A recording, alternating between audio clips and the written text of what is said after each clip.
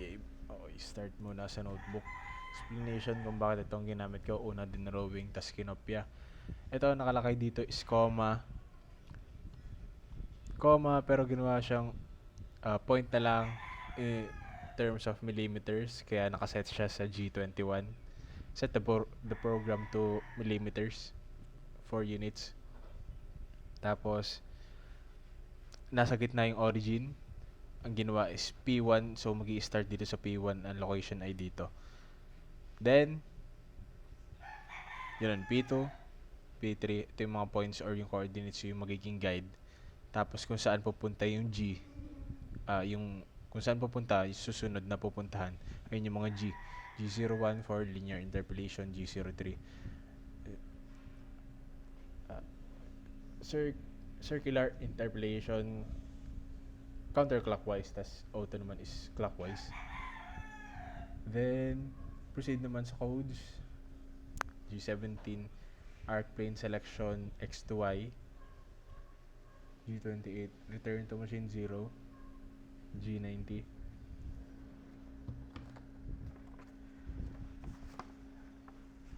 Absolute coordinate system. Then, mainly kinopya dun sa code ni Sir. T1, then M06, automatic tool change. T1 is yung sinet yung tool dun sa mismong VMC simulator. Then, spindle speed, pag-ikot. Pag yung bilis ng ikot ng tool. Yung 03, clockwise. Spindle clockwise. Then, linear interpolation, rapid traverse. Sinet yung location kung saan bababa yung tool. Yan. G01 pagsimula ng galaw ng move nito, pupunta dito. Then G03, ito. G02, G03, 02, 3, 2, 3. Ito yan. Sunod-sunod. 3, 2, 3, 2, 3, 2, 3, 2, 3. Then, ito yung G1 is yung pagbalik ng tool, which is makikita mamaya sa video. Yung 05, spindle off. G0 pagbalik na sa coordinates. Then, M30, program end reset. Then, ano ba sunod?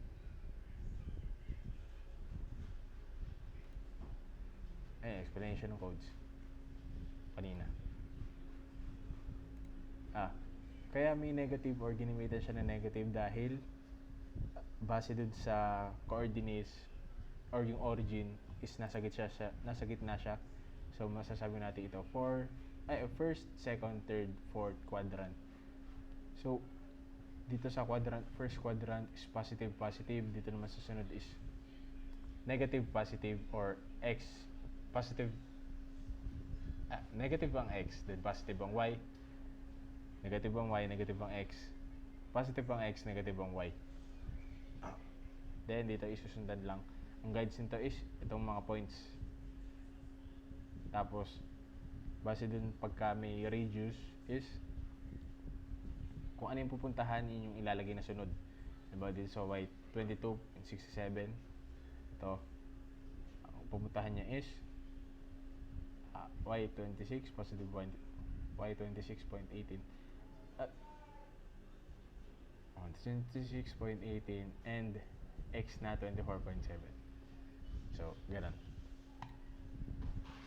Then, ito naman ang video.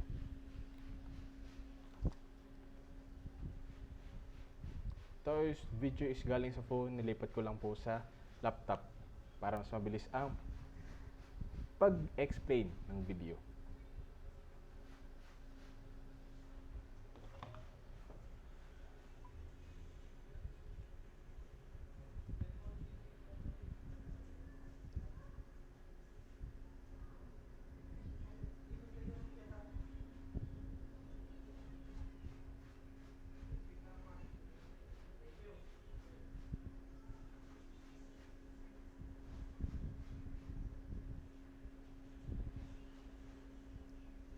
ginawa ko sa tool, ginaya ko yung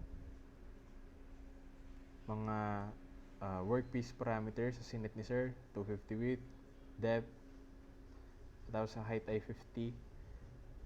Tapos ang coordinate system naman is null point x, y, 0, 0. Null point z naman is 50. Para naman sa tools parameter, flat, tool number 1, flat, solid, working diameter 10, tool offset 100. Then cutting speed 40, spindle speed is yung 1273. Then ang feed rate naman ay 152.8. Then ito po, makikita nyo yung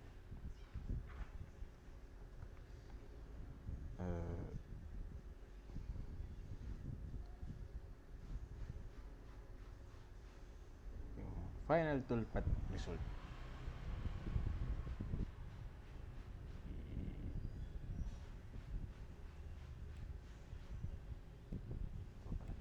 Yun.